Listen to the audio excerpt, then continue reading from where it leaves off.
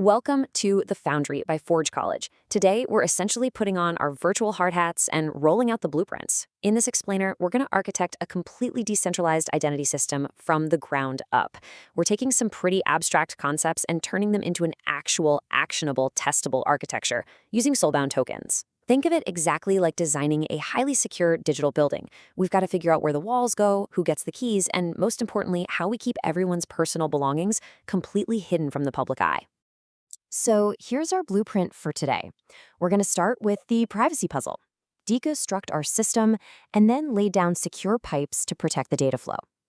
After that, we'll ground all of this in a real-world university diploma scenario, do a quick building inspection on our smart contracts, and finally, map out the integration rollout. All right, let's dive right into Section 1, the privacy puzzle. How do we build without exposing everything? Because let's be totally honest here, there is absolutely nothing quite like the cold sweat of realizing you might have accidentally broadcast someone's social security number to a public, immutable blockchain. Yikes, right? So how do we prove who you are without actually revealing who you are? That right there is the fundamental challenge of Soulbound Tokens, or SBTs. See, an SBT is designed to prove a credential, like a degree. But if we go and put raw, personally identifiable information, PII, right on chain, well, we've entirely failed our privacy constraints. We have to design a system that verifies the truth without exposing the underlying sensitive data. To solve that, we rely on a really foundational concept, component decomposition. You can think of this as the zoning phase of our architectural blueprint. We're taking a massive, complex system and breaking it down into minimal, distinct parts. By clearly assigning what every single component does, we can strictly enforce those privacy boundaries. We're essentially deciding exactly what goes into which room of our house and exactly who is allowed to walk through the door. Which brings us to Section 2, deconstructing the system. It's time to map out the rooms in our house. Look at the stark contrast between our public and private spaces here. Up top, we have the on-chain SBT registry. Honestly, its only job is to issue and revoke tokens. That privacy boundary is absolute. No PII allowed whatsoever, only cryptographic hashes or pointers. But then jump down to private storage. This is the VIP room. This is where the actual encrypted claims live entirely, off-chain, and getting access to them requires explicit proof of consent. Right in between those two extremes, we have the issuer service holding secure keys in a hardware security module, which is basically a digital vault, and the off-chain verifier, which strictly processes raw claims in temporary memory only. Every piece has a very specific job, and more importantly, a very specific boundary. Okay, moving on to Section 3, protecting the data flow.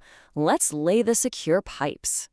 Just like the plumbing in a house, we have to lay down secure pipes to make absolutely sure that sensitive information doesn't leak out into public view as it moves around. To do this, we divide our data into data at rest and data in motion. For data at rest on the blockchain, think of it exactly like a locker key at a gym.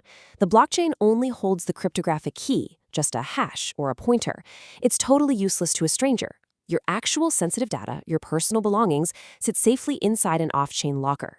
Then, when data actually has to move, our data in motion, we use blinded payloads or secure RPC calls. This guarantees that personally identifying information never, ever crosses into public events without being masked first. Let's see this in action in Section 4, the university diploma scenario, bringing the blueprint to life. To bring this blueprint to life, let's imagine issuing an unfakeable digital diploma right here within the Forge College learning ecosystem. It's really the perfect conceptual backdrop for how a modern institution might verify your achievements on-chain without broadcasting your private details to the world. We can track that digital diploma's journey in 5 specific steps.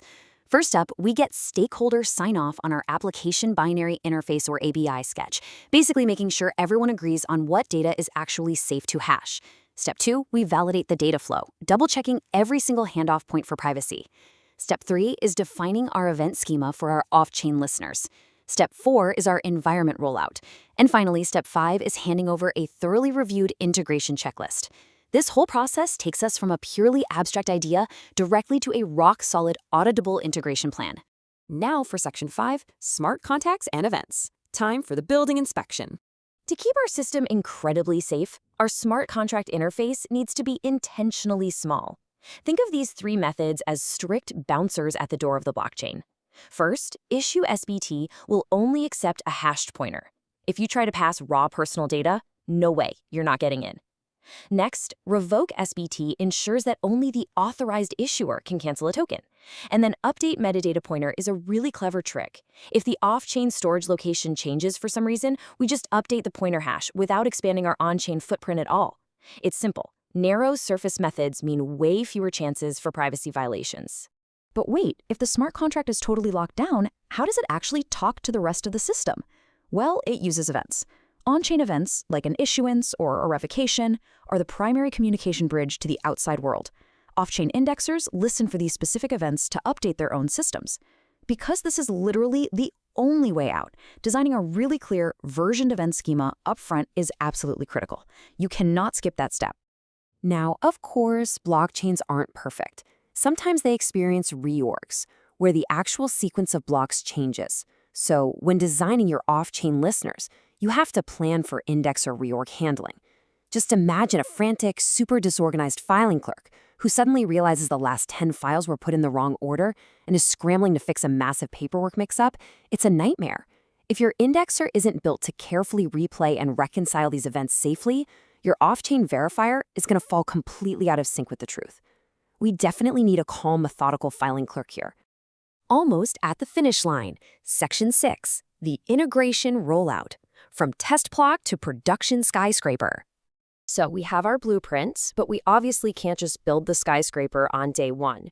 We start phase 1 in a local environment using local developer chains.